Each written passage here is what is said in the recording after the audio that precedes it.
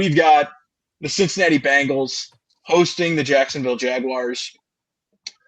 These are two teams that are confident in their offenses and what they're going to be able to do. Jaguars coming off of a big win this past week, and Bengals coming off of winning by the skin of their teeth, relying on the Mr. Schmidt miss, as Mike knows very well, and as Turtle knows very well, as he almost had to eat his ghost pepper if the Bengals had lost that game. Just off the bat, Turtle, what are your thoughts on Jaguars at Bengals in week 2? Yeah, kind of the tale of two different games for these teams last week. Obviously, both came away with a win, but in very much different fashions. I think we were all kind of high on Carolina going into this game or last week's game against the Jags, and kind of down on Jacksonville. And look, credit to Jacksonville. Liam Cohen seems to at least know how to revive or get the most out of his running backs, because ETN looks like he is back. So much back that they decided to trade Tank Bigsby away for a 5th and a 6th round pick this next year. So ETN and Bashal Tootin leading that backfield. Trevor Lawrence didn't have to do a ton. Travis Hunter looked pretty good. Brian Thomas scored a touchdown, not as involved in the passing game, but they didn't really need him to.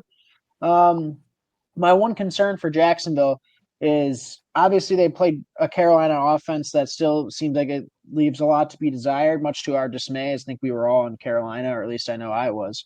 And they're going to go up against a Bengals team that, look, I know they only had 7 yards of total offense in the second half last week, but I think this is a much better matchup for them than the Cleveland Browns defense interdivisional game. We know how good the Browns defense is. I expect points. But look, if we're going off of what we normally default to, and I don't love Zach Taylor, but head coach quarterback versus head coach quarterback, I'm still not the biggest Trevor Lawrence guy. I think it was in some ways a layup last week. I don't think basically what this game comes down to is a shootout between these two offenses, and I just trust the Bengals offense a little bit more, despite the showing last week.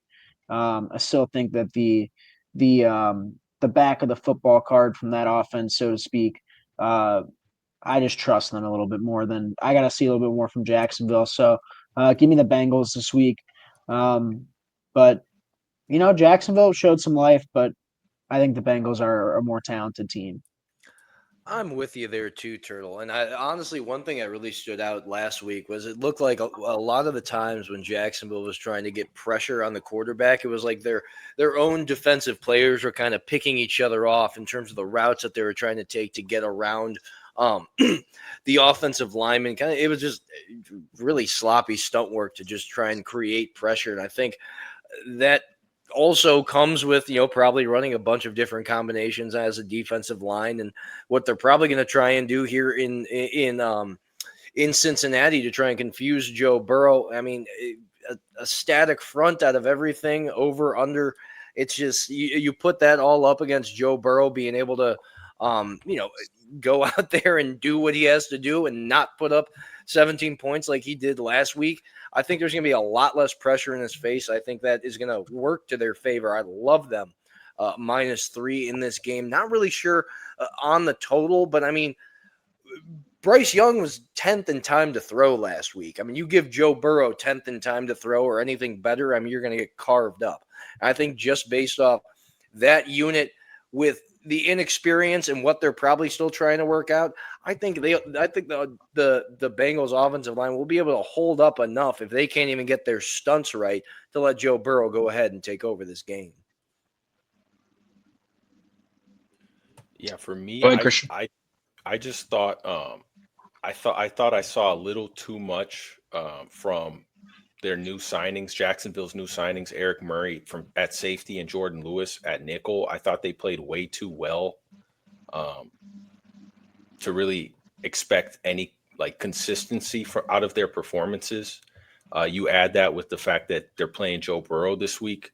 I'd like to think Joe Burrow is going to have a big day, but I do like Jacksonville's run game this year. I think Cincinnati's defense is not ready for it.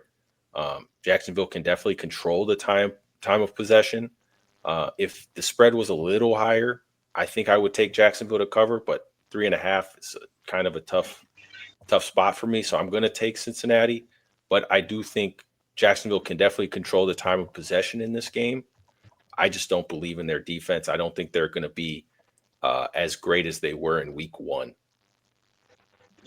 See, the Bengals are such an interesting team for me to project this season, in the sense that their defense is so bad that it almost forces Zach Taylor to play conservatively and to coach conservatively, and to control the clock, because he knows that his defense is that bad.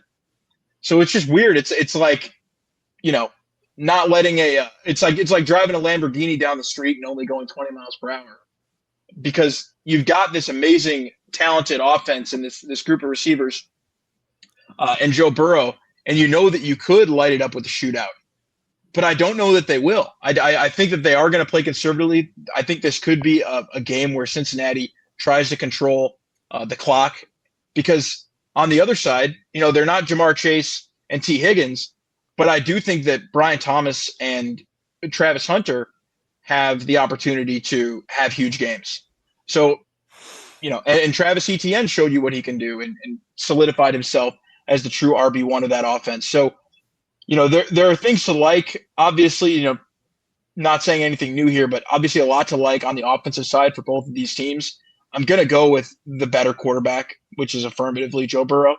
And, I don't know right now whether Liam Cohen or Zach Taylor is a better coach. I think it's more, it says more about Zach Taylor that we're having that conversation one game into Liam Cohen's career. But again, I think that, the Cincinnati defense, the floor is so low that it forces the offense to kind of lower their ceiling. So it's a tough situation. It also could mean for a very close game. I think that Cincinnati is going to try to control the ball in this game, and I do think that they're going to be able to. So I'm going to go with the Bengals in this game, but it's tentative. I mean, like I said, the Bengals defense is so bad that they could very well lose them a game that Joe Burrow has them won. So, and the Jaguars offense, I still think is an ascending unit. So there's a chance that Jacksonville could have a huge game against this defense, and for whatever reason, the Bengals offense and Zach Taylor couldn't keep up. Do you imagine if the Bengals lose this game, the seat that the hot seat that Zach Taylor's going to be on, dropping this one at home? I think Zach Taylor's got to have one of the hottest seats of anybody in the NFL right now. I mean, I will say they can easily win 2 phases of this game. They do have elite specialists. To your point on specialists, Pat, they have 2 elite ones. I'm just going to make you a special teams coordinator, Christian. And if anyone does want the Jags, guess who Zach Taylor's brother is? Press Taylor. Jacksonville wants to beat the piss out of this guy. So, we'll see. One of the closest things that I think they get into sibling rivalry. Anger. Wait, so the Bengals and Zach Taylor don't want to beat the piss out of the Jags for firing their brother? The Jags want to beat the piss out of the Bengals because Press Taylor exists? Yeah. Zach Taylor is that's what I'm getting. I want to make sure I had that straight, and that's going to be the motivation for the Jags in this game. All right, for not the Bengals not game, to win an NFL football game. They got to go get it for their guy, Press Taylor. Our guy, Press Taylor. Spitefully. But, that's my pick. I think the Bengals are going to win. Does anybody have the Jags winning this game?